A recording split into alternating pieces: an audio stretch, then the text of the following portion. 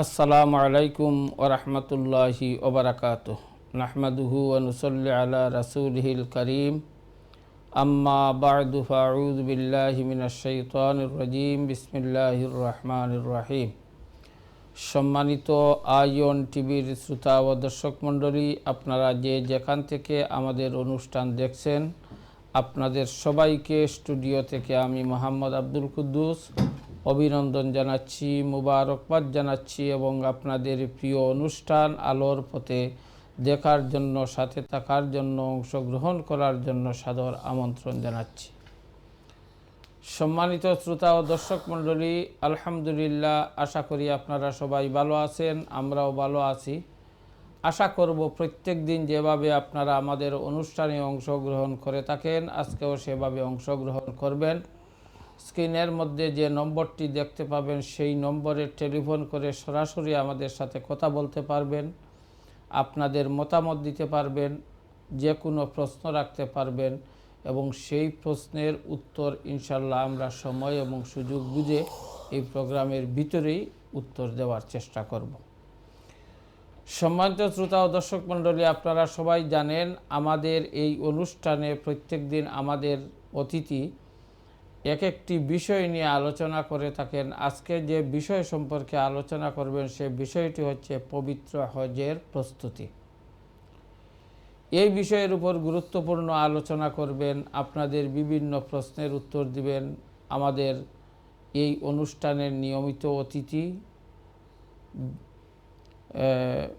আজকে উপস্থিত হয়েছেন আমাদের স্টুডিওতে ব্রিটেনের বিশিষ্ট আলেমে দ্বীন, ঐতিহ্যবাহী শিক্ষা প্রতিষ্ঠান দারুল হাদিস লতিফিয়ার সম্মানিত মুহাদ্দিস এবং লতিফিয়া কারি সোসাইটি ইউকের সম্মানিত জেনারেল সেক্রেটারি হযরত মাওলানা মুফতি আশরাফুর রহমান সাহেব বিশ্বনাথী। আসসালামু আলাইকুম রহমতুল্লাহ। ওয়ালাইকুম আসসালাম রহমতুল্লাহ। জনাব ভালো আছেন? আলহামদুলিল্লাহ, আল্লাহর শুকর। আপনি তো উমরা করে সুন্দর মতে এসে পৌঁছেছেন এবং তারপরে আমাদের এখানে আজকে উপস্থিত হয়েছেন, আলহামদুলিল্লাহ, আপনাকে অসংখ্য মুবারকবাদ। আপনাদেরকেও মুবারকবাদ। সম্মানিত শ্রোতা ও দর্শক মণ্ডলী, যেহেতু হজ আমাদের সামনে চলে আসছে এবং হজ অত্যন্ত গুরুত্বপূর্ণ একটি ইবাদত এবং এই ফরজ ইবাদত করতে গিয়ে অনেক সময় অনেক বিষয় আমাদের মনে থাকা সত্ত্বেও আমরা গুরুত্ব দেই না বা অনেক সময় আমার মন থেকে চলে যায়।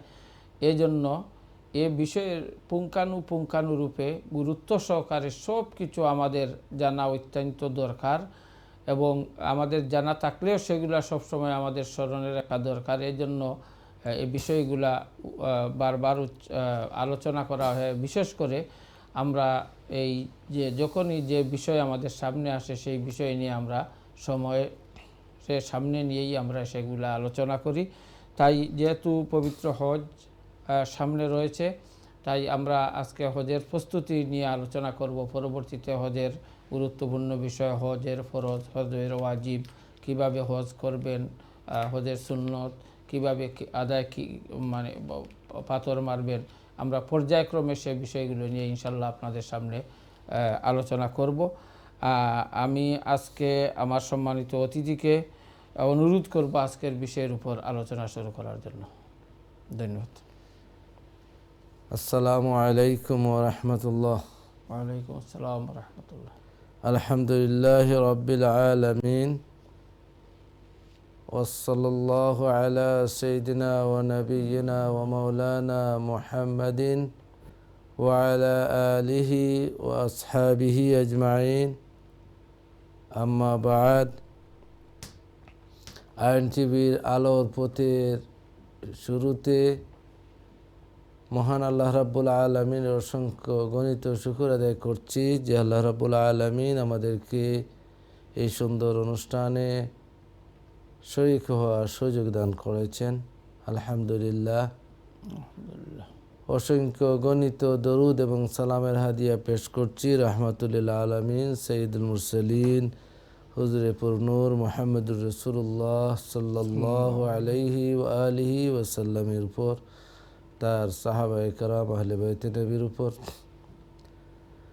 মুবারকবাদ জানাচ্ছি আইএন টিভির দূরের কাছের সকল দর্শকদেরকে মোবারকবাদ জানাচ্ছি, আয়ন টিভি কর্তৃপক্ষকে, কলা কৌশলীকে, এবং মোবারকবাদ জানাচ্ছি এই অনুষ্ঠানের সম্মানিত উপস্থাপক বিশিষ্ট আলেমে দ্বীন হযরত মাওলানা আব্দুল কুদ্দুস সাহেবকে। সুপ্রিয় দর্শক, আলহামদুলিল্লাহ, আল্লাহ রাব্বুল আলামিনের অশেষ মেহেরবানিতে আমরা রমাদানের মাস অতিক্রম করেছি, শাওয়ালের মাস অতিক্রম করছি। এভাবে আমাদের জীবনে মাসের পর মাস আসছে, বৎসরের পর বৎসর আসছে, দিনের পর দিন আসছে। এর মাধ্যমেই একদিন এই ইহজগতে আমাদের জিন্দেগির পরিসমাপ্তি ঘটবে। আমাদের স্থায়ী নিবাস, পরকালের জিন্দেগি, বরজাখের জিন্দেগি শুরু হবে, আখেরাতের জিন্দেগি শুরু হবে। এই ইহজীবনে আল্লাহ রাব্বুল আলামিন আমাদের জন্য সর্বশ্রেষ্ঠ নবী পাঠিয়েছেন, সর্বশ্রেষ্ঠ বুক দিয়েছেন, কিতাব দান করেছেন, সর্বশ্রেষ্ঠ দিন দান করেছেন, আল্লাহর মনোনীত ধর্ম ইসলাম।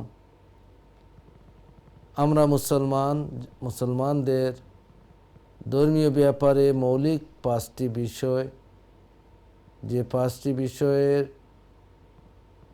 আমল করতে হয়, ইমানের পাশাপাশি যে 4টি মৌলিক বিষয়, নামাজ মানুষের উপর প্রতিদিন 5 বার করে ফরজ করে দেওয়া হয়েছে। তারপর প্রতি বৎসর রমাদানে আসলে রমাদানে সেই রোজা ফরজ করে দেওয়া হয়েছে। তারপর যাদের একটা পরিমাণ সম্পদ থাকবে, সেই সম্পদ 1 বৎসর অতিবাহিত হয়ে গেলে বৎসরান্তে সেই সম্পদের উপর যাকাত নির্ধারণ করা হয়ে দিয়েছে। তেমনিভাবে ইসলামের মৌলিক স্তম্ভর মধ্যে একটি হচ্ছে হাজ, যাদেরকে আল্লাহ রাব্বুল আলামিন ওয়াসাত দান করবেন, যাওয়ার সুযোগ দান করবেন, তাদের জন্য জীবনে একবার আল্লাহ রাব্বুল আলামিনের ঘরের উদ্দেশ্যে, আল্লাহকে সন্তুষ্টি করার উদ্দেশ্যে হজ আদায় করা ফরজ করে দেওয়া হয়েছে। তাই আল্লাহ রাব্বুল আলামিন যাদের উপর হজকে ফরজ করেছেন, তারা হজ্জের জন্য প্রস্তুতি নিচ্ছেন। এবছর হজ্জের প্রস্তুতি চলছে। এখন যে মাস শুরু হয়েছে, সেই মাস হচ্ছে হজ্জের মাসসমূহের প্রথম মাস। কোরআনে কারীমে আল্লাহ সুবহানাহু ওয়া তাআলা ইরশাদ করছেন, আল হাজ্জু আশহুরুম মা'লুমাত, হজ্জের জন্য রয়েছে নির্দিষ্ট মাসসমূহ। ফামান ফারাদা ফীহিন্নাল হজ ফালা রাফাসা ওয়ালা ফুসুকা ওয়ালা জিদালা ফিল হজ।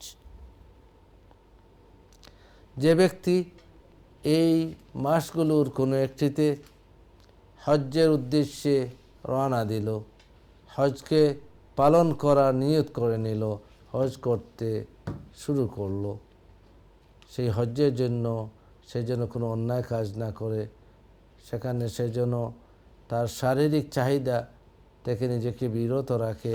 জনাব মুফতি সাহেব, আমরা আসবো আপনার কাছে। আমরা একজন কলার চলে এসেছি, আমরা ওনার সাথে কথা বলেন। হ্যালো, আসসালামু আলাইকুম। হ্যালো, আসসালামু আলাইকুম। ওয়ালাইকুম আসসালাম। জনাব ভালো আছেন? জি, আপনি তো ভালো? আলহামদুলিল্লাহ। আমার ছোট একটা প্রশ্ন করতাম পারমুনি? জি জি জনাব, বলেন। আমার প্রশ্নটা হইল, আমরা তো কোন সময় আমরা তো মাঝে মাঝে কই যে আসসালামু আলাইকা ইয়া রাসূলুল্লাহ, না আসসালাতু ওয়াসসালামু আলাইকা ইয়া রাসূলুল্লাহ হইতো, ওটা তো আমি বুঝতাম। আসসালামু আলাইকা না আসসালাতু ওয়াসসালামু আলাইকা ইয়া রাসূলুল্লাহ, কোনটা হবে, কোনটা সত্য? ওকে, ইনশাআল্লাহ। আর কোনো প্রশ্ন আছে? জি না, ওটা তোই। অসংখ্য ধন্যবাদ। ওয়ালাইকুম আসসালাম। অসংখ্য ধন্যবাদ আপনাকে। আপনি আমাদের অনুষ্ঠান দেখতে থাকুন, ইনশাআল্লাহ হুজুর আপনার প্রশ্নের উত্তর দিবেন। জি জনাব, আপনি আলোচনায় ছিলেন যে হজের ব্যাপারে। আলহামদুলিল্লাহ, আল্লাহ রাব্বুল আলামিন যাদের উপর হজকে ফরজ করেছেন, এবছর যারা হজ্জে যাওয়ার ইরাদা করছেন, সেই হজ্জের মাস এসে গিয়েছে। কোরআনে কারীমে আল্লাহ রাব্বুল আলামিন এই আয়াতে কারিমার মাধ্যমে যারা হজ্জে যাবেন তাদেরকে প্রস্তুতি নেওয়ার নির্দেশ দান করছেন। যে আয়াতে কারিমার অংশ আমি তেলাওয়াত করেছি, আল হাজ্জু আশহুরুম মালুমাত, আল্লাহ রাব্বুল আলামিন হজ্জের জন্য রেখেছেন নির্ধারিত মাস। অর্থাৎ যারা হজ্জে যাওয়ার ইরাদা করবেন, এই মাসগুলো আসলেই তারা সেই হজ্জে যাওয়ার জন্য প্রস্তুতি হয়ে যাবেন, হজ্জে রওনা দেবেন এই মাসের মধ্যেই। কারণ হজ্জের দিন নির্দিষ্ট রয়েছে, যে দিনটি হচ্ছে আল হাজ্জু আল আরাফা, আরাফার দিনই হচ্ছে হজ্জের দিন। কিন্তু আল্লাহ রাব্বুল আলামিন এই মাসগুলোকে শাওয়ালের মাস, জিলকাদার মাস এবং জিলহজ্জার মাস, এই তিনটি মাসকে হজ্জের মাস হিসেবে বর্ণনা করছেন। কারণ যারা হজ্জে যাবেন সেই আরাফার দিনকে যারা ধরতে হবে, আরফায় তারা যে উপস্থিত হবেন সেই ময়দানে আরাফায়, আরাফার দিনে 9 জিলহজ্জে, সেই দিনকে যেতে হলে তার জন্য প্রস্তুতির প্রয়োজন রয়েছে। তাই আল্লাহ রাব্বুল আলামিন এই আয়াতে কারিমার মাধ্যমে জানিয়ে দিলেন যে তোমাদের জন্য দীর্ঘ সময় রয়েছে। অর্থাৎ কোনো মানুষ যদি এই সময়ে যাওয়ার মতো তার ক্ষমতা হয়ে যায়, যার সম্পদ ছিল না, যে ব্যক্তি এই মাসগুলোতে এমন সম্পদের অধিকারী হয়ে যায় যে সম্পদের মাধ্যমে সেই ব্যক্তি এই বছরে হজ সম্পন্ন করে বাড়িতে আসার সেই পরিমাণ সম্পদ রয়েছে, এবং তার ডিপেন্ডেন্ট যারা, তার উপর নির্ভরশীল যারা, তার পরিবার, তার বাচ্চা, তাদের এই সময়ের ভরণ পোষণ, থাকা খাওয়া, সেগুলো সে মেনটেন করার যদি ক্ষমতা হয়ে যায় এই হজের মাসগুলোর মধ্যে, তখন সেই ব্যক্তির উপর হজ ফরজ হয়ে যায়।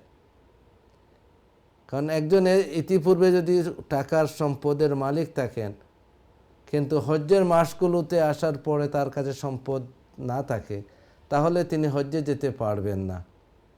হজ্জে যাওয়ার যে সময়, যে মাসগুলিকে আল্লাহ রাব্বুল আলামিন হজ্জের জন্য নির্ধারিত করেছেন, এই মাসগুলোর মধ্যে কেউ যদি সেই ইস্তেতাআত বা ক্ষমতা সামর্থ্যবান হয়ে যান, এমন সম্পদের মালিক হয়ে যান যে সম্পদ দিয়ে তিনি হজ সম্পন্ন করতে পারবেন, এবং এই হজ সম্পন্নকালীন সময়ে তার ডিপেন্ডেন্ট যারা রয়েছেন, তার স্ত্রী, পরিজন, পুত্র, তাদেরকে ভরণ পোষণ দেয়া তার পক্ষে সম্ভব, তখন সেই ব্যক্তির উপর হজ ফরজ হয়ে যায়। আর হজ যখন একজন ব্যক্তির উপর একবার ফরজ হয়ে যায়, সেই হজ কখনো আর রহিত হয় না, সেই ব্যক্তি পুরুষ হন অথবা মহিলা হন। তাই এই হজ্জের মাস হচ্ছে শাওয়ালের মাস, হজ্জের মাস হচ্ছে জিলকাদের মাস, এবং হজ্জের মাস হচ্ছে জিলহজ্জের মাস। আল্লাহ সুবহানাহু ওয়া তাআলা এই আয়াতে কারিমা ইরশাদ করছেন, ওয়াতাজাওয়াদু, তোমরা যখন হজ্জের জন্য যেতে প্রস্তুত হয়ে যাবে, যখন তোমরা হজ্জে যেতে চাইবে, যখন তোমার উপর হজ ফরজ হয়ে গেল এবং তুমি সেই হজ করার ইরাদা করে নিলে, ফামান ফারাদা ফিহিন্নাল হাজ্জা, ওই হজ্জের মাসগুলিকে যেই ব্যক্তি হজ পালন করা নিজের জন্য অবধারিত করে নিল, তার উপর হজ ফরজ হয়ে গিয়েছে, অথবা তার হজ ফরজ ছিল, সে হজ আদায় করে নিয়েছে, কিন্তু ওই মাসগুলোতে সে আবার হজ করার জন্য ইরাদা করে নিল, অর্থাৎ তার নিজের উপর হজ করাকে বাধ্যবাধকতা করে নিল, নেওয়ার জন্য সে হজ করার জন্য সে নিয়ত করে নিল, এদের জন্য আল্লাহ রাব্বুল আলামিন ইরশাদ করছেন, ওয়াতাজাওয়াদু, ওয়াতাজাওয়াদু, তোমরা পাতেহ সংগ্রহ করো, তোমরা পাতেহ সংগ্রহ করো, অর্থাৎ হজ্জের প্রস্তুতি নাও। হজ্জের পাতেহ কি, হজ্জের প্রস্তুতি কি?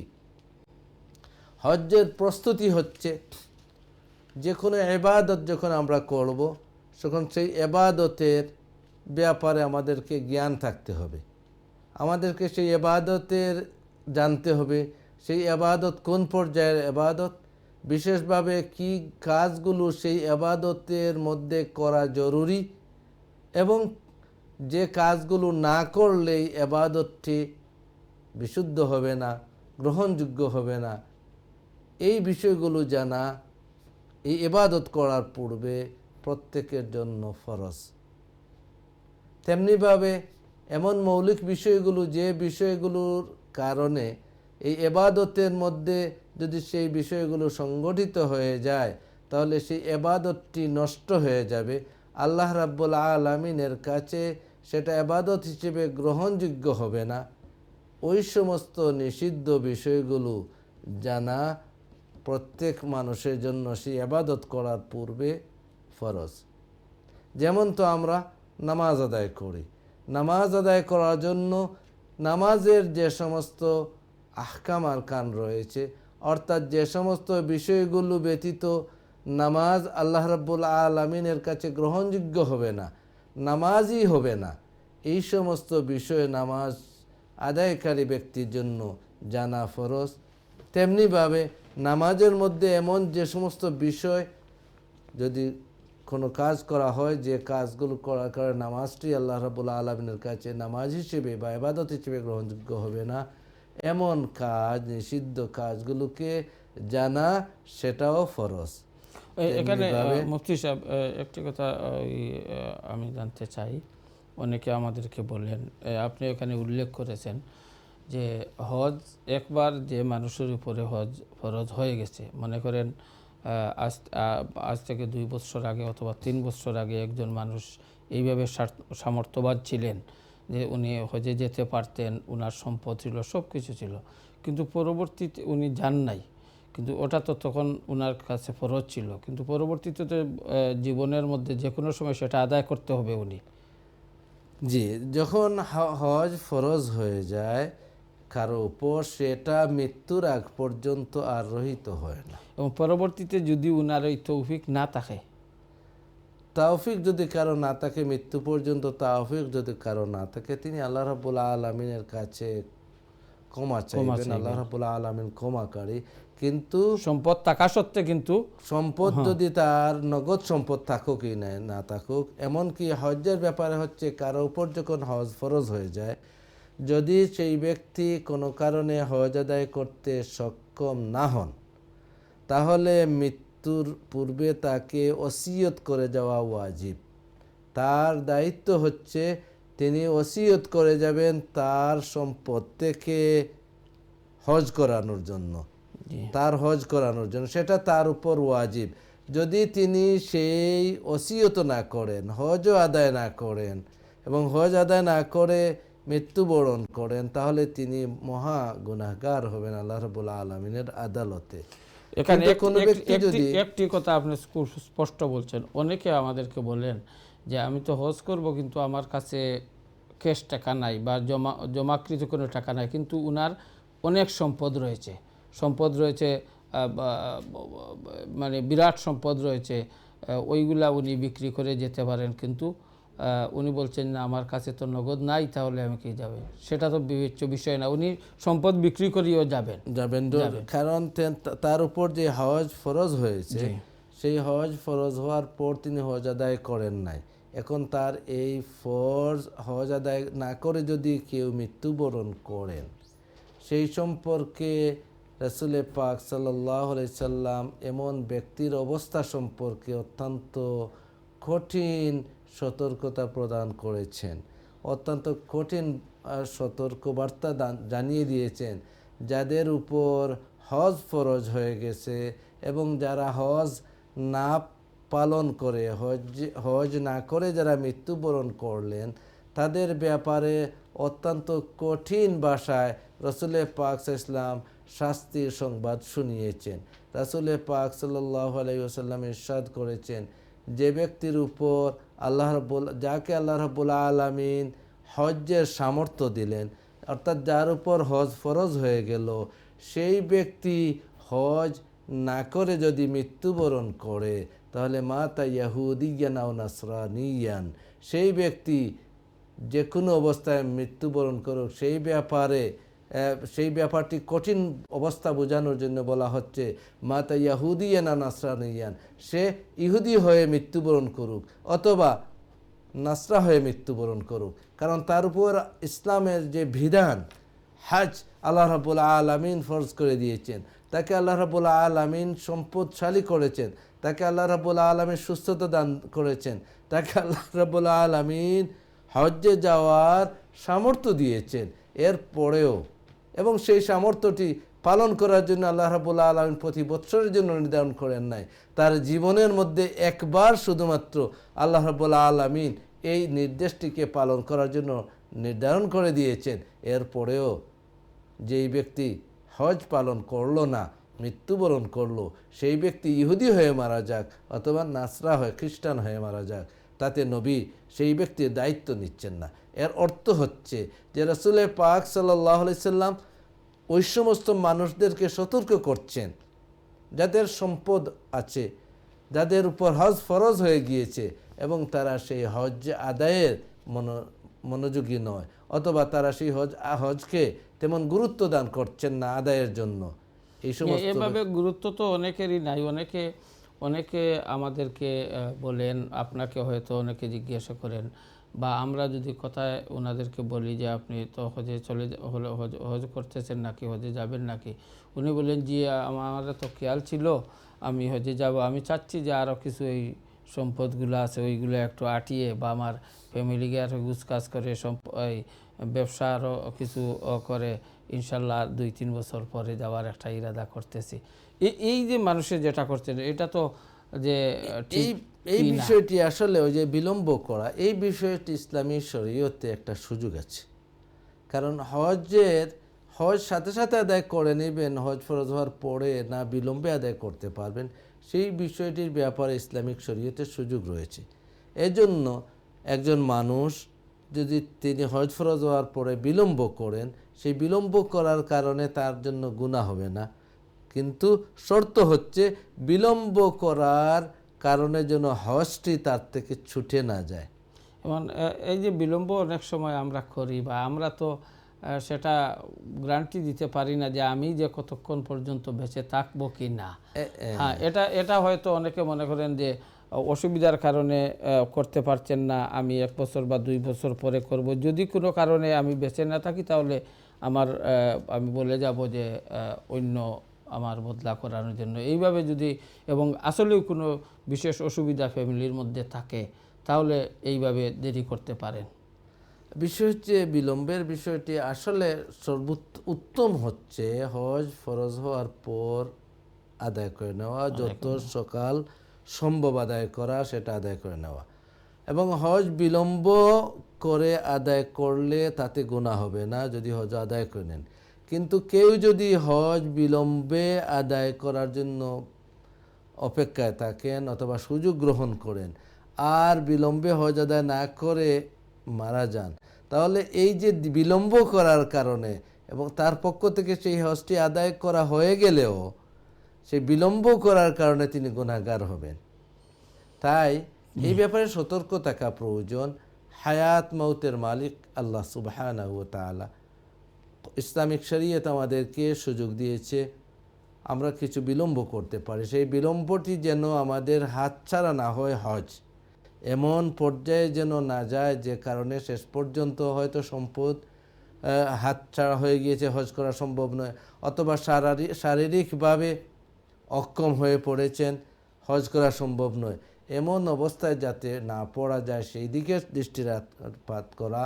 তবে সর্বাবস্থায় উত্তম হচ্ছে যত তাড়াতাড়ি হজ ফরজ হওয়ার পর ফরজ হজটি তাড়াতাড়ি আদায় করে নেওয়া। এবং মহিলাদের উপরও তেমনিভাবে হজ ফরজ, যেমনিভাবে পুরুষদের উপর হজ ফরজ। তবে মহিলাদের জন্য হজকে বিলম্ব করা বা তার তার সাথী যিনি হবেন তার মাহরাম ছেলে অথবা স্বামী অথবা মাহরামের সাথে তিনি যাওয়া, এটা না পাওয়া পর্যন্ত তিনি বিলম্ব করতে পারেন এই সুযোগের জন্য। তাই এই হজ্জের জন্য আমরা প্রস্তুতি নিব। আল্লাহ রাব্বুল আলামিন ইরশাদ করছেন তাজাওয়াদু, সেই তাজাউদ বা তোমরা প্রস্তুতি গ্রহণ করো, সফরের প্রস্তুতি গ্রহণ করো। হজ্জের সফরের প্রস্তুতি একটি রয়েছে মানসিক প্রস্তুতি, একটা হচ্ছে আর্থিক প্রস্তুতি। আর্থিক এবং মানসিকভাবে উভয় প্রস্তুতি তাজাউদ। এই আয়াতে কারিমে আল্লাহ রাব্বুল আলামিন যেমনিতে একজন ব্যক্তি হজ যখন আদায়ের জন্য রওনা দিবে, সে কী কী কাজ থেকে বেঁচে থাকবে তারপর রওনা দিচ্ছেন, তেমনিভাবে রওনা দেওয়ার পূর্বে থেকে সে কি সাথে নিয়ে রওনা দেবে। আল্লাহ রাব্বুল আলামিন সাথে করেছেন তাজাওয়াদু, তোমরা পার্থিব সামর্থ্য সাথে নাও। এর অর্থ হচ্ছে আপনি যখন হজ্জে যাবেন, আপনি এই হজ্জে চলাকালীন সময়ে হজ্জের সফরে আপনার যে পরিমাণ অর্থের প্রয়োজন, খরচের প্রয়োজন, সেই পার্থিব সম্পদগুলো আপনি সাথে নেবেন। কারণ এই আয়াত নাজিলের পিছনে বিভিন্ন কারণ রয়েছে, মুফাসসিরিনে কেরাম ইরশাদ উল্লেখ করেছেন যে তৎকালীন সময়ে কিছু সংখ্যক মানুষ ছিলেন যারা যখন ইহরাম করে নিতেন, হজ্জের উদ্দেশ্যে রওনা দিতেন, তারা সকল সহায় সম্পদকে পিছনে ফেলে দিতেন, বলে দিতেন যে আমরা আল্লাহর হয়ে গেলাম। জি, আমরা আসবো আপনার কাছে। আমাদের সময় এসেছে একটি ব্রেক থেকে আসার পর বাকি আলোচনা শুনবো ইনশাল্লাহ। সম্মানিত শ্রোতা ও দর্শক মণ্ডলী, আলহামদুলিল্লাহ আমরা পবিত্র হজ সম্পর্কে অত্যন্ত সুন্দর এবং সারগর্ভ আলোচনা শুনছিলাম। আপনারা অনেকে আমাদের কাছে প্রশ্ন রেখেছেন, ইনশাল্লাহ আমরা ব্রেকের পরে সেই উত্তরের দিকে চলে যাব এবং ব্রেক থেকে আসার পর বাকি আলোচনা করব। সেই পর্যন্ত আপনারা আমাদের সাথেই থাকুন। আসসালামু আলাইকুম।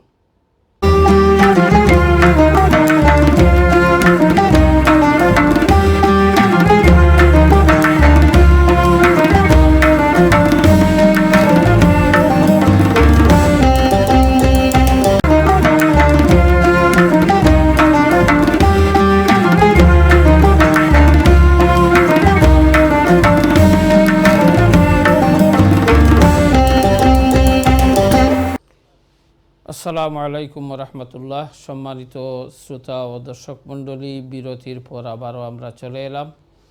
এই সময় যারা আমাদের অনুষ্ঠানে অংশগ্রহণ করেছেন আপনাদেরকে আমরা স্বাগত জানাচ্ছি।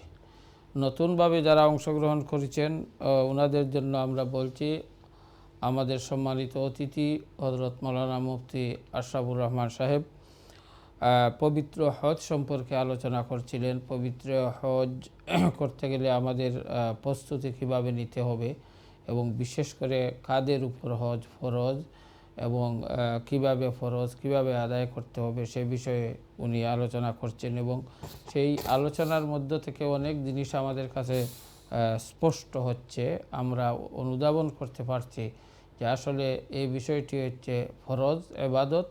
তাই যখনই আমার উপর ফরজ হয়ে যাবে আমি যত তাড়াতাড়ি সম্ভব সেটা আদায় করার চেষ্টা করব। আমাদের কাছে একটি প্রশ্ন আছে, আমরা প্রশ্নের উত্তরের দিকে প্রথমে চলে যাব, তারপরে এই বিষয় নিয়ে কিছু প্রাসঙ্গিক আলোচনা করব ইনশাল্লাহ। জনাব মুফতি সাহেব একজনে বলতেছিলেন যে আসসালাতু আসসালামু আলাইকা ইয়া রাসূলুল্লাহ, যে বলেন এটা সঠিক কিভাবে বলা হয় ওইটা তো বলার জন্য। ধন্যবাদ প্রশ্নকারী ভাই, যিনি প্রশ্ন নিয়ে এসেছিলেন যে শাব্দিকভাবে সেই শব্দটি আসসালাতু আসসালামু আলাইকা ইয়া রাসূলুল্লাহ হবে না আসসালাতু আসসালামু আলাইকা ইয়া রাসূলুল্লাহ হবে, কোনটি সঠিক? এখানে দুটি বিষয়, একটা হচ্ছে সালাত এবং একটা হচ্ছে সালাম। যখন আমরা বলবো আসসালাতু আসসালামু আলাইকা ইয়া রাসূলুল্লাহ, আসসালাতু আসসালামু আলাইকা ইয়া নবিয়াল্লাহ, তখন আমরা একথাই বলছি যে সালাত এবং সালাম, ওয়াও যখন আমরা বলবো আসসালাতু ওয়াসসালামু, সালাত এবং সালাম ইয়া রাসূলুল্লাহ আপনার উপর আমরা প্রেরণ করছি, এই শব্দটি ওয়াও দিয়ে আমরা বলবো। কেউ যদি বলেন সেটা ভুল হবে না, কেউ যদি বলেন আসসালাতু আসসালামু, আসসালাতু আসসালামু আলাইকা ইয়া রাসূলুল্লাহ বললে তিনি সালাত এবং সালাম উভয়টি দিচ্ছেন না। আরবি গ্রামারের ভাষায় তখন আর সালাত এবং সালাম হবে না, তখন হবে শুধুমাত্র সালাম। আরবি ভাষায় তখন আসসালাতু আসসালামু, আসসালাতু আসসালামু আলাইকা ইয়া রাসূলুল্লাহ যদি বলেন তাহলে সেটা অশুদ্ধ হবে না এক অর্থে, তবে সেটা মৌলিকভাবে যে জিনিস চাচ্ছেন, আসলে উদ্দেশ্য হচ্ছে সালাত এবং সালাম। যখন বলবেন আসসালাতু আসসালামু উইদাউট ওয়াও, মাঝখানে ওয়াও ব্যতীত, তখন শুধুমাত্র বোঝানো যাবে যে সালাম আল্লাহর হাবিবের উপর আপনি প্রেরণ করছেন, তখন এই প্রথম সালাদটি সেটা ভুল অর্থে বলা হচ্ছে, এটা বদলে গালাত হিসেবে গ্রহণ করা হবে। মানে আপনি বলতে চেয়েছিলেন সালাম, সালাত বলেছেন, তারপর ঠিক করে নিয়েছেন। আর যখন বলবেন আসসালাতু ওয়াসসালামু আলাইকা ইয়া রাসূলুল্লাহ, তখন হবে যে আপনি সালাত এবং সালাম রাসূলুল্লাহ সাল্লাল্লাহু আলাইহি ওয়াসাল্লামের উপর প্রেরণ করছেন। তাই আশা করি প্রশ্নকারী ভাই বুঝতে পেরেছেন, আসলে সেটা হবে আসসালাতু ওয়াসসালামু আলাইকা ইয়া রাসূলুল্লাহ। জি, অসংখ্য ধন্যবাদ। আপনি এটাই বলতে চাচ্ছেন যে আসসালাতু আসসালাম যদি ওয়াও মধ্যখানে নেওয়া হয়ে যায় তাহলে ওইটার শব্দ দুইটা হয়ে গেল। জি, মানে সালাত বাংলায় এবং যদি সালাম। আমরা বলি যে সালাত এবং বা ও সালাম। সালাম, আর মানে মাঝখানে যদি ও বা এবংটা আনা না হয় তাহলে আরবি ভাষা অনুযায়ী ভাষা একটা, অনুযায়ী একটা শেষরটা। জি, তাহলে তো আশা করি যিনি প্রশ্ন করেছিলেন আপনি বুঝতে পারলেন। তবে যারা বলছেন তারা সেই আরবি ভাষার উপর ভিত্তি করে বলতেছেন না, যারা আসসালাতু আসসালামু আলাইকা ইয়া রাসূল বলছেন, তারা আসলে তো ভাষার হয়তো সেই ভাষার উপর তাদের জ্ঞান নেই, তাই তারা সেটা বলবেন আসসালাতু ওয়াসসালামু, ওয়াও মাঝখানে দিয়ে আসসালাতু ওয়াসসালামু আলাইকা, সালাত এবং সালাম উভয়টি। জি, অসংখ্য ধন্যবাদ জনাব আপনাকে। এই যে আপনি যে হজের ব্যাপারে আলোচনা করছিলেন, একটি বিষয়ে অনেক সময় আমাদেরকে মানুষ জিজ্ঞেস করে বা অনেক সময় জানা যায় যে বর্তমানে, আগেতে এক সময় ছিল যে হজে হোক অথবা উমরায় হোক, অর্থাৎ একজন মহিলা একা যেতে পারবেন না, ওনার মাহরম, তখন ট্রাভেলস বা যারা মানে মাধ্যম তারাও সেটা মানত না যে একজন মাহরমের দরকার না হলে হবে না। কিন্তু এখন হয়তো অনেকে বলেন যে আইন অনুযায়ী বা এই যে একাকী অনেকে যেতে পারেন বা পারবেন, কিন্তু আমাদের ইসলামের শরীয়ত এটাকে কিভাবে নিচ্ছে যে উমরা একজন মহিলা একা করতে পারবেন মাহরম ছাড়া বা হজ করতে পারবেন, এই বিষয়ে যদি একটু আপনি আলোচনা করেন। ধন্যবাদ। আসলে এই বিষয়টি ইসলামিক শরীয়ত যখন আমরা বলি, শরীয়তটি আসলে একটা ওয়াইডার বিষয়। ইসলামিক শরীয়তের যে সমস্ত রুলিং রয়েছে, যে সমস্ত বিধিবিধান রয়েছে, সেই বিধিবিধানের মধ্যে সুযোগ রয়েছে। আর সেই সুযোগটা এই অর্থে যে হাদিসে পাকের আন্ডারস্ট্যান্ডিং বা সেটার থেকে মাসআলা নির্গত হওয়ার বিষয়ের উপর নির্ভর করছে। তাই এর কারণেই 4টি মাযহাব সুপ্রতিষ্ঠিত হয়েছে, তার বাইরে আরও মাযহাব রয়েছে, সুপ্রতিষ্ঠিত 4টি মাযহাব রয়েছে। এই মাযহাব প্রত্যেকটি মাযহাবই কোরআন এবং সুন্নাহর মধ্যে ভিত্তিতেই শরীয়তের রুলসগুলোকে তারা বর্ণনা করেছেন। এজন্য শরীয়ত বলতে শুধুমাত্র হানাফি মাযহাবের মাসালা নয়, শুধুমাত্র শাফিঈ মাযহাবের মাসালা নয়, সবটি শরীয়তের মাসালা। তবে এই ক্ষেত্রে আমরা যারা মাযহাবকে মান্য করি, মাযহাব মান্য করা জরুরি সাধারণ মানুষের জন্য, বিশেষ জ্ঞানী যারা, তাদের কথা ভিন্ন। তাই হাদিস শরীফে নিষিদ্ধ এসেছে যে লা তুসাফিরান্না ইমরাতুন,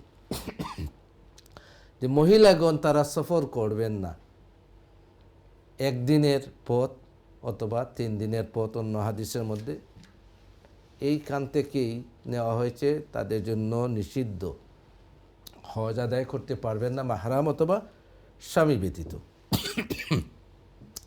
অন্য কোনো মাযহাবে রয়েছে অন্য হাদিসের উপর ভিত্তি করে যে তারা যদি মহিলাগণ যদি তাদের রুফাকা বা সাথী বা গ্রুপ থাকে তাহলে তারা হজ আদায় করতে পারবে। এমনকি হানাফি মাযহাব মতো যদি কেউ হজ আদায় করে নেন তাহলে তার হজ আদায় হয়ে যাবে, কারণ মাহরামের বিষয়টি হচ্ছে সফরের জন্য। তাই কেউ যদি মাহরাম ব্যতীত হজ্জে চলে যান তিনি এবং হজ আদায় করেন, তার হজ আদায় হয়ে যাবে। কিন্তু শরীয়তের একটি রুলস যেটি হচ্ছে যে মাহরাম ব্যতীত সফর না করা, সেটার জন্য তিনি গুনাহগার হবেন। এবং বর্তমান আরব গভর্নমেন্ট বা হজ্জের নীতিমালাতে সেই শর্তটিকে শিথিল করা হয়েছে, যে জন্য কোনো রফাকা থাকলে সেই রফিক বা সঙ্গী সাথীদের সাথে, মহিলা সাথীদের সাথে অন্য মহিলারা যেতে পারেন, সেটা অন্য মাযহাবের রুল ছিল, কিন্তু আগে সেই রুলটি পালিত হয়ে নাই। এখন সেটা আরব বা এই হজ ডিপার্টমেন্ট বা হজের সেই গভর্নর তারা সেটাকে সহজ করে দিয়েছেন মানুষের জন্য। কিন্তু যারা মাযহাব ফলো করেন তাদের জন্য সেই বিষয়টি মাথায় রাখা প্রয়োজন যে সেটা অন্য মাযহাবে তাদের জন্য মারহাম ব্যতীত যাওয়া যায়, এবং হানাফি মাযহাবে এবং হাম্বলি মাযহাবে মাহরাম ব্যতীত হজ্জের সফর সেটা কেউ গেলে হজ হয়ে যাবে, কিন্তু এই সফরটি মাহরাম ব্যতীত করার কারণে তিনি গুনাহগার হবেন। জি, অসংখ্য ধন্যবাদ বিষয়টি আপনি উত্থাপন করার জন্য এবং এই বিষয়টি আলোচনা করার জন্য। এই বিষয়টি নিয়ে অনেক সময় মানুষের মধ্যে ভুল বুঝাবুঝি হয়ে যায়। অনেকে মনে করেন যে সৌদি আরব তারা নতুন রুলস বের করে নিয়েছে, তারা ইসলামকে বর্তমান গভর্নমেন্ট তারা বিকৃত করছে। নাউজুবিল্লাহ মিন যালিক। আমরা এমন ধারণা থেকে নিজেদেরকে বাঁচিয়ে রাখি, কারণ সেটা পূর্বেই ইসলামিক শরীয়তের যে 4 মাযহাব আছে সেই মাযহাবে হাদিস থেকে যে সমস্ত রুলস এসেছে, যেহেতু হানাফি মাযহাব সেটা বিশ্বের সুপরিচিত এবং প্রায় মুসলমানদের 4 ভাগের 3 ভাগ মুসলমান ওই মাযহাবকে ফলো করেন, এবং অন্য মাযহাবের ফলোয়ার্সরা সংখ্যার দিক দিয়ে অনেক কম। এই হিসেবে এ পর্যন্ত চলে আসছিল যে আরবের তারা ভিসা ইস্যু করার জন্য মাহরামকে তারা কন্ডিশন দিয়েছিল, এখন সেটাকে তারা শিথিল করেছেন। তবে সেটা মাহরাম ব্যতীত মহিলা রুফাকার সাথে যাওয়া যায়, সেটা শাফি মাযহাবের ফতোয়া। হ্যাঁ, ঠিক আছে, ইনশাআল্লাহ। তাহলে আমরা আমাদের হানাফি মাযহাব যারা ফলো করেন অবশ্যই সবাই যে চেষ্টা করবেন যে মাহরাম সহ যাওয়ার জন্য, যেহেতু আমাদের হানাফি মাযহাবে এটা বাধ্য। এবং রাসূল সাল্লাল্লাহু আলাইহি ওয়াসাল্লামের নির্দেশ যাতে করে সফর না করা হয় মাহরাম ব্যতীত। জি, অসংখ্য ধন্যবাদ। এবং সফর বিশেষ করে তো আপনি তো নিজেই জানেন, আমরাও দেখেছি। আর আসলে যে শুধু সফর মানে রাস্তাঘাট না, সেখানের যে অবস্থা, আসলে একজন মহিলার সাথে যে কোনো মাহরাম না থাকেন তাহলে অনেক ধরনের অসুবিধার এই জন্য শরীয়ত যে সমস্ত রুল দিয়েছে, নির্দেশনা দিয়েছে, সেটা আসলে আমাদের সকলের জন্যই কল্যাণকর। শরীয়তের এমন কোনো বিধান নেই যে বিধানটি মানুষের জন্য অকল্যাণকর। প্রত্যেকটি কল্যাণকর বিষয়ই শরীয়ত আমাদেরকে করতে অথবা না করতে নির্দেশনা করেছে। জি, আর এই যে বিষয়গুলো আপনি আলোচনা করলেন, বিশেষ করে হজের প্রস্তুতির জন্য, আমরাও সবাইকে অনুরোধ করব যে আপনারা যত তাড়াতাড়ি পারেন এবং যত সম্ভব, অনেক মানুষ মানে সারা জীবন দেখা যায় সব ধরনের কাজকর্ম করেন, সব ধরনের ব্যবসা বাণিজ্য করেন, সব ধরনের সব কিছু করেন, কিন্তু যে হজ দেখবেন এখানে জীবনের শেষ সময় যখন এখানে অত্যন্ত বৃদ্ধ হয়ে গেলেন, যখন আর কোনো কিছু করতে পারছেন না, তখন বললেন যে আমি হজ করে চলে আসি। কিন্তু আপনি তো নিজেও দেখেছেন, আমরাও নিজে দেখেছি যে মানে শক্তি থাকা সত্ত্বেও, শক্তি থাকা অবস্থায় যদি হজ একজন করেন এবং নিজে একটু দুর্বল হওয়ার পরে হজ যদি করা হয়, তাহলে অনেক সুবিধা অসুবিধা রয়েছে, যে অনেক বিষয়গুলো রয়েছে সেগুলো পালন করা সম্ভব হবে না যদি একটু দুর্বল হয়ে যায়। এখন আসলে মানুষের মধ্যে অনেকটা সচেতনতা এসেছে। এবং আরও বিষয় হচ্ছে এই যে কোভিড-19 বা প্যান্ডামিকের পর থেকে বিধিনিষেধ এসেছে, বয়সের উপরও কিছু বিধিনিষেধ আসার কারণে আপনি বলতে পারবেন না যে আপনি সুঠামও রয়েছেন, শক্তিশালী রয়েছেন, কিন্তু বিভিন্ন কারণে হয়তো সেই দেশে সফরের জন্য তারা যেভাবে ইতিপূর্বে ছিল, বয়সের 65 বছরের উপরে কেউ যেতে পারবেন না, এভাবে কখন কি না হয়ে যায়। তাই এই জন্য যাদের উপর হজ ফরজ হয়ে গিয়েছে তারা যথাসম্ভব তাড়াতাড়ি হজ করে নেওয়ার চেষ্টা করবেন। আল্লাহ রাব্বুল আলামিনের কাছে সেই জন্য তৌফিক চাইবেন। ইনশাআল্লাহ আপনার যে সমস্ত অসুবিধা আছে, আল্লাহ রাব্বুল আলামিন সেই সমস্ত অসুবিধাকে সুবিধা করে দিবেন। আমরা আলোচনায় ছিলাম যে হজ্জের প্রস্তুতি তাজাওয়াদু, এই বিষয়টি নাজিল হওয়ার বা এই আয়াতে নাজিল হওয়ার বিভিন্ন কয়েকটি কারণ রয়েছে। এর মধ্যে ইতিপূর্বে আলোচনা করেছি যে কিছু সংখ্যক মানুষ যারা হজ্জে যাওয়ার জন্য যখন রওনা দিতেন তারা সমস্ত সম্পদ পিছনে ফেলে দিচ্ছেন। হযরতে আব্দুল্লাহ ইবনে আব্বাস রাদিয়াল্লাহু তাআলা আনহুমা থেকে বর্ণিত হয়েছে যে ইয়ামনের একদল লোক ছিলেন যারা যখন হজ্জরে রওনা দিতেন তখন তারা সাথে কোনো সম্পদ নিতেন না, খরচ পাতেও আর খরচ নিতেন না। তারা বলতেন নাহনু মুতাওয়াক্কিলুন, আমরা আল্লাহর উপর আল্লাহর মেহমান হয়ে গিয়েছি, আমরা আল্লাহর উপর ভরসা করে পথ চলছি। এই আয়াত নাজিল হয়ে গেল তাজাওয়াদু, তোমার সামর্থ্যকে তুমি, তোমার পাতেওকে তুমি সংগ্রহ করো। সেই পাতেও একটি হচ্ছে আর্থিক, আরেকটি পাতেও হচ্ছে যে পাতেওটি হচ্ছে যে এই হজ্জের কার্যাবলী কোন কাজ কখন করতে হবে সেই বিষয়ের জ্ঞান, সেই পাতেও আপনাকে সংগ্রহ করতে হবে। তাই যে সমস্ত ভাই বোনেরা এবছর যাওয়ার ইরাদা করেছেন এবং যারা ইরাদা করেছেন তো আলহামদুলিল্লাহ, যাদের যাওয়ার বিষয়গুলো সেই অ্যাপের মাধ্যমে সিলেক্ট হয়ে গিয়েছে, আপনার প্রস্তুতি নিচ্ছেন।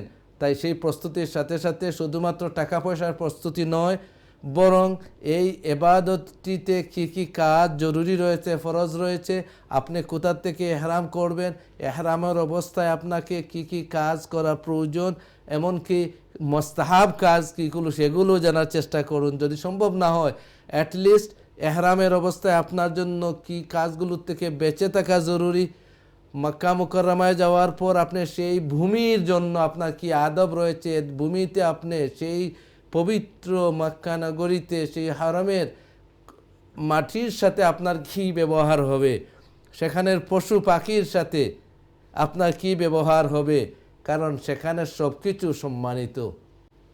তাই সেখানের গাছপালা যেগুলো আছে, সেখানের যে বৃক্ষতরুলতা যেগুলো আছে, সেগুলোর সাথে আপনার কি ব্যবহার হবে, আপনি কিভাবে চলবেন, এই বিষয়গুলো, জরুরি বিষয়গুলো হজের সংক্রান্ত এবং হজ সংক্রান্ত যে সংশ্লিষ্ট যে এরিয়া হারাম, সেই হারাম সম্পর্কিত সেই বিষয়গুলোকে আপনি যে কোনো একটি মাধ্যমে জানার চেষ্টা করুন। বর্তমান সময়ে অনেক মাধ্যম রয়েছে জানার, সেইটা হচ্ছে তাজাওয়াদু। আল্লাহর নির্দেশ হচ্ছে তোমরা পাতেও সংগ্রহ করো। সেই পাতেও এটি শুধুমাত্র টাকা পয়সা সঙ্গে নেবেন, পাউন্ড ডলার সঙ্গে নিলেন সেটা নয়, তার সাথে সাথে যাতে করে আপনার সেই আমলগুলো আপনি নিজ থেকে করতে পারবেন। কিভাবে করতে পারেন, কখন করবেন, কখন তাওয়াফ শুরু করবেন, তাওয়াফের অবস্থায় আপনি কিভাবে তাওয়াফ করবেন, সেই বিষয়গুলোকে আপনি শিক্ষা গ্রহণ করুন। তার সাথে সাথে আল্লাহ রাব্বুল আলামিন তাজাওয়াদু ফাইন্না খায়রাজ জাদি আত-তাকওয়া, এবং সর্বোত্তম সর্বশ্রেষ্ঠ জাদ বা প্রস্তুতি হচ্ছে, পাতে হচ্ছে তাকওয়া। এই আয়াতের সাথে, এই নির্দেশের সাথে এই তাকওয়া বলার কারণটা কি আমরা একটু চিন্তা করলে দেখব। হজ্জের সময় যেভাবে আপনার সাথে পয়সা না থাকে, তাহলে অন্যের শরণাপন্ন আপনি হতে হবে, অন্যের কাছে হাত পাততে হবে, অন্যের কাছে পয়সা চাইতে হবে। তেমনিভাবে হজ্জের সময় যদি আপনার সব কাজগুলোর মৌলিক বিষয়গুলো না জানা থাকে, তাহলে আপনি প্রত্যেকটি পদে পদে মানুষকে জিজ্ঞেস করতে হবে, আমি তওয়াফ কখন শুরু করব, আমি কোন স্থান থেকে তওয়াফ শুরু করব, কোন স্থানে আমার তওয়াফ শেষ হবে, তওয়াফের পর আমি কি করব, নামাজ কোন স্থানে পড়ব, নামাজ পড়ার পর আমি কি করব, তওয়াফে কুদুম করতে হবে কি না, তওয়াফে জিয়ারা কখন করব, ওই যে বিষয়গুলো সবসময় আপনাকে জিজ্ঞেস করতে হবে। তাই আল্লাহ রাব্বুল আলামিন জানিয়ে দিলেন উত্তম পাতে হচ্ছে হজের সময়ে ফাইন্না খায়রাজ জাদি আত-তাকওয়া, আপনার নিজেকে বিরত রাখা, মানুষের কাছে চাওয়া থেকে বিরত রাখা। সেই চাওয়াটি পয়সার চাওয়া হোক, সেই চাওয়াটি জ্ঞানের চাওয়া হোক। যদি আপনি না জানেন, জানার চেষ্টা করছেন, কিছু বিষয় জেনেছেন, সবগুলো জানা সম্ভব হয়ে নাই, তখন শরীয়ত আপনাকে নির্দেশ দিয়েছে, কোরআনে কারীমে আল্লাহ রাব্বুল আলামিন জানিয়ে দিয়েছেন ফাসআলু আহলা যিকরি ইন কুনতুম লা তা'লামুন। তোমার যদি জানা না থাকে, তাহলে তুমি যারা জানেন তাদেরকে জিজ্ঞেস করো। এর অর্থ নয় যে আপনি না জেনে জানার চেষ্টা না করে বসে রইলেন এবং হজ্জে চলে গেলেন, না আমার তো মুআল্লিম বড় শেখ আছেন, আমাদের সাথে বড় শেখ আছেন, হজ্জে যারা গিয়েছেন আলহামদুলিল্লাহ তাদের এক্সপিরিয়েন্স আছে, আলহামদুলিল্লাহ আমরাও সেই ব্যাপারে দেখেছি। হাজ্জে গিয়েছেন, শেখ আছেন আলহামদুলিল্লাহ। আপনি যখন শেখকে প্রশ্ন করবেন তখন তিনি আপনার প্রশ্নের উত্তর দিবেন, কিন্তু শেখকে আপনার প্রত্যেকটি অ্যাকশন, প্রত্যেকটি কাজ করার সময় সাথে পাবেন না। আপনাকে তোয়াফ করতে হবে, আপনাকে হরমে হাঁটতে হবে, আপনাকে মসজিদে যেতে হবে, আপনাকে সাই করতে হবে। তাই আল্লাহ রাব্বুল আলামিন সেই পথ বলে দিচ্ছেন, ওয়াতাজাওয়াদু, যারা হজে যাচ্ছ তোমরা সেই পাতেও সংগ্রহ করো। সেই পাথর যেমনিভাবে তোমরা অন্যের কাছে পয়সা চাবে না, তেমনিভাবে মৌলিক কার্যাবলী পালনের জন্য তোমরা সেই পরিমাণ জ্ঞান অর্জন করে যাও। তার তদুপরিও যদি তোমাদের পক্ষে সম্ভব না হয় তখন তোমরা তোমাদের সঙ্গী সাথীদের থেকে জেনে নিবে, তাদেরকে জেনে করে নিবে। এই ব্যাপারটি আপনি খুবই গুরুত্বপূর্ণ বলেছেন। আপনি তো কয়েকবার আলহামদুলিল্লাহ হজে গিয়েছেন, উমরায় গিয়েছেন, এবং দেখা গেছে যে উমরাও তো একটি তুলনামূলক হজ থেকে উমরার কার্যক্রম অত্যন্ত সীমিত এবং খুবই সহজ, কিন্তু তারপরেও দেখা যায় যে এই সহজ বিষয়গুলা অনেকেই বারবার অনেককে জিজ্ঞেস করেন অনেক আদায় করতে গিয়ে। আর বিশেষ করে হজের যে ব্যাপার, এই ব্যাপারটি হচ্ছে যে আমরা দেখেছি যে মুহূর্তে মুহূর্তে মানে কয়েক সময় পর পর অনেকে আবার জিজ্ঞেস করে যে এখন আমি যে পাথর মারবো, আমি যে এখন এই মিনায় কীভাবে অবস্থান করব, সেখানে কি করব, আমি কী করবো। এই যে বিষয়টা বলছেন যে খুবই দরকার যে এই বিষয়গুলা আমাদের আপনাদের সবার জানা। যখন আমরা যে ইবাদত করব, বিশেষ করে হজের ব্যাপারটি, এই যে 5 দিনের ব্যাপার, আমি কিভাবে প্রথমে কোনটা করব, তারপরে কি করব, তারপরে কি করে, এগুলা আপনারা জানতে হবে। এবং জানার বিভিন্ন ধরনের বর্তমান অবস্থায় অত্যন্ত সহজ উপায় রয়েছে। আপনি মানে ইন্টারনেটে ঢুকলেই পাবেন, বিভিন্ন সমাবেশ হচ্ছে সেখানে পাবেন, বিভিন্ন বই পুস্তক হচ্ছে, বাংলায় হচ্ছে, ইংলিশে হচ্ছে, এমনকি আমাদের মুফতি সাহেব যে বই 2টি লিখেছেন, ইংলিশে আছে, বাংলায় আছে, হজ এবং উমরার উপরে। এই বুকগুলা যদি পড়েন তাহলে দেখা যাবে যে একেবারে খুবই সংক্ষেপে একজন মানুষ সহজে এই বিষয়গুলো জানতে পারবে। অথবা যারা বিজ্ঞ, যারা সবসময় গেছে, তাদের কাছ থেকে গল্প আকারে সেগুলা শুনেন যে কিভাবে প্রথমে কি করতে হয়, কিভাবে তারপরে কি করতে হয়, তারপরে কি করতে হয়, মনোযোগ দিয়ে শুনলে সেটাও আপনি লিখে রাখতে পারবেন অথবা আপনার মনে রাখতে পারবেন। এবং এই বিষয়গুলো খুবই গুরুত্বপূর্ণ, কারণ আপনি একজন মানুষ হজে যখন যান, মনে করেন অনেক টাকা আপনি খরচা করে গেলেন, অনেক সুবিধা করে গেলেন, সব কিছু বিলীন করে আপনি গেলেন আল্লাহর সান্নিধ্যে যাওয়ার জন্য। সেখানে যাওয়ার পর যদি দেখা যায় যে আপনি হজের ফরজ আদায় করেছেন, ওয়াজিব আদায় করেছেন, কোনো সুন্নত আপনি আদায় করতে পারছেন না, বিভিন্ন কারণে অন্যকে বদলা দিয়ে আপনি পাথর মারাচ্ছেন, অন্য কিছু করছেন, তাহলে সেটা মনের মাঝে তো সেই সন্তুষ্ট আসে না। কোনো কারণে যদি কোনো বিশেষ অসুবিধা হয় তাহলে ঠিক আছে, না হয় এর আগে সম্পূর্ণভাবে প্রস্তুতি নিয়ে যাওয়া একান্ত দরকার। জি জনাব। এবং বিশেষ করে আমরা এই বিষয়টি এই জন্য নিয়ে আসছি যে আমরা দেখতে পাই যে অনেক ভাই বোনেরা যারা হজে যাচ্ছেন, তারা হজে যাওয়ার পরে দেখা যায় সাধারণ বিষয়গুলো যেগুলো থেকে নিজে বেঁচে থাকবেন, আপনি কোনো কাজ করে নিয়েছেন জানেন না, তখন জিজ্ঞেস করলেন, তখন যিনি শেখ থাকবেন, যিনি হুজুর থাকবেন, মুফতি থাকবেন, যারা সঙ্গে থাকবেন তারা বলে দিবেন সেটার জন্য কি করতে হবে না করতে হবে। কিন্তু আপনার জন্য ওয়াজিব হচ্ছে আপনি কি কি কাজ করার থেকে বিরত থাকবেন, সেটা আপনাকে জেনে যাওয়া আপনার জন্য ওয়াজিব। তারপর ভুলক্রমে হয়ে গেছে অথবা আপনি অন্য কোনো অসুবিধার কারণে সেই কাজ হয়ে গেছে, তারপর তার জন্য কি পেনাল্টি আসবে, কি আপনারকে কি বদলা বা কাফারা দিতে হবে, সেটা আপনার সাথে সেই ওলামায়ে কেরাম যারা থাকবেন তারা বলে দিবেন। কিন্তু আপনাকে জানতে হবে না, পদে পদে আপনার প্রতিটি কাজে আপনি অসুবিধার সম্মুখীন হবেন। আর এই জন্যই তো আল্লাহ রাব্বুল আলামিন তাজাউদ, তোমরা হজ্জের প্রিপারেশন গ্রহণ করো, আর্থিক প্রিপারেশন নাও, আর্থিক সাথে সাথে মানসিক প্রিপারেশন নাও। হজ্জের এবাদতে তোমরা সেই এবাদতটিকে কি কাজগুলো করণীয়, কি কাজগুলো বর্জনীয়, সেইগুলো একটা সম্যক একটা ধারণা নিয়ে তোমরা সামনে এগিয়ে চলো, তোমরা মানুষের কাছে চাওয়ার থেকে নিজেদেরকে বাঁচিয়ে রাখো। ফাইন্না খায়রা জাদি আত-তাকওয়া, উত্তম জাত বা পাতে হচ্ছে তাকওয়া, অর্থাৎ মানুষের কাছে চাওয়া থেকে বিরত থাকা। হজ্জে যাচ্ছেন, আল্লাহ রাব্বুল আলামিনের কাছে চাইবেন। তাই আপনার সেই অবস্থাকে এখন থেকেই যারা যাওয়ার যারা করেছেন প্রস্তুতি নিন। আল্লাহ রাব্বুল আলামিন সকলকে সেই প্রস্তুতি নেওয়ার তৌফিক দান করুন। যারা এবছর হজ্জে যাওয়ার জন্য প্রস্তুতি নিচ্ছেন, অনেকেই আমাদেরকে ফোন করে বলেছেন যে তারা যাওয়ার ইরাদা করেছেন। অনেকে এই দেশ থেকে যাচ্ছেন, অনেক ভাই বোনেরা তারা বাংলাদেশ থেকে যাওয়ার প্রস্তুতি নিয়েছেন। দেশে গিয়ে সেখান থেকে তারা বাংলাদেশের হাজি হিসেবে তারা সেখানে যাবেন। যে যেখান থেকেই হজে যাওয়ার জন্য এবছর প্রস্তুতি নিয়েছেন, আমরা আল্লাহ রাব্বুল আলামিনের কাছে দোয়া করি আল্লাহ রাব্বুল আলামিন যেন তাদেরকে হজ্জের সফরকে কবুল করেন, সহজ করে দেন, এবং তারা যেন হজ্জে মকবুল এবং হজ্জে মাবরুর করার মতো তৌফিক আল্লাহ রাব্বুল আলামিনের কাছ থেকে লাভ করেন। আল্লাহ রাব্বুল আলামিন তাকে সেই তৌফিক এনায়েত করুন। জি, অসংখ্য ধন্যবাদ জনাব। আসলে আপনি উল্লেখ করেছেন যে অনেকে বাংলাদেশে গিয়ে, আমাদেরকে এই সুযোগ যেহেতু দেওয়া হয়েছে, এই সুযোগ আমাদের রয়েছে যে যারা এই দেশে বসবাস করেন, বাংলাদেশের পাসপোর্ট রয়েছে, ওনারা বাংলাদেশে গিয়ে হজে যেতে পারবেন।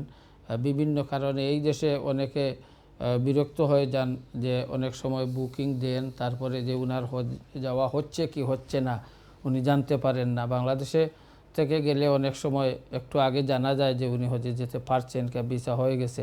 এখানে তো অনেক সময় অনিশ্চয়তা থেকে যায়, অনেক সময় জানতে পারেন না। তাই অনেকে একটু কষ্ট হলেও নিজের দেশে গিয়ে, বাংলাদেশে গিয়ে তারপরে হজে যাচ্ছেন।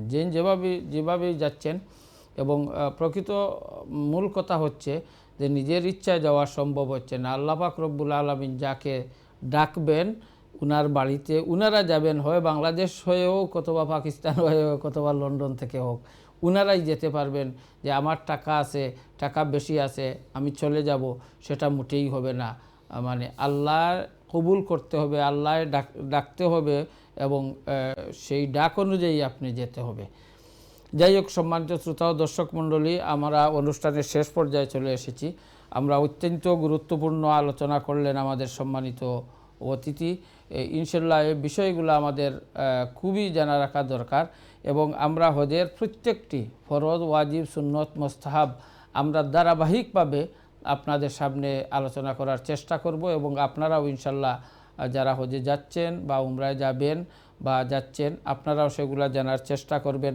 অনেক সময় দেখা যায় সামান্য এক ব্যাপার, হয়তো এটা একেবারে আমার কাছে স্বাভাবিক, কিন্তু এটা হজের জন্য বা উমরার জন্য খুবই গুরুত্বপূর্ণ, শরীয়তের জন্য খুবই গুরুত্বপূর্ণ। আমরা সেটাকে খুব একটা গুরুত্ব দিলাম না, কিন্তু আসলে সেটা গুরুত্ব দেখা আমাদের খুবই দরকার। এই বিষয়গুলো আমরা মনে রাখব। যাই হোক, সম্মানিত শ্রোতা ও দর্শক মণ্ডলী, আমাদের অনুষ্ঠান এখানেই শেষ করতে হবে। তাই প্রথম থেকে নিয়ে এই পর্যন্ত যারা আমাদের অনুষ্ঠানে অংশগ্রহণ করেছেন, বিশেষ করে আইএন টিভির কলাকুশলী যারা রয়েছেন, আমার সম্মানিত অতিথি রয়েছেন, সবাইকে অসংখ্য মুবারকবাদ জানিয়ে আল্লাহ পাক রব্বুল আলামিন আমাদেরকে, আপনাদেরকে সবাইকে কবুল করেন, সেই প্রত্যাশা রেখে এখানেই আজকের অনুষ্ঠান শেষ করছি। আসসালামু আলাইকুম ওয়া রাহমাতুল্লাহি ওয়া বারাকাতুহু।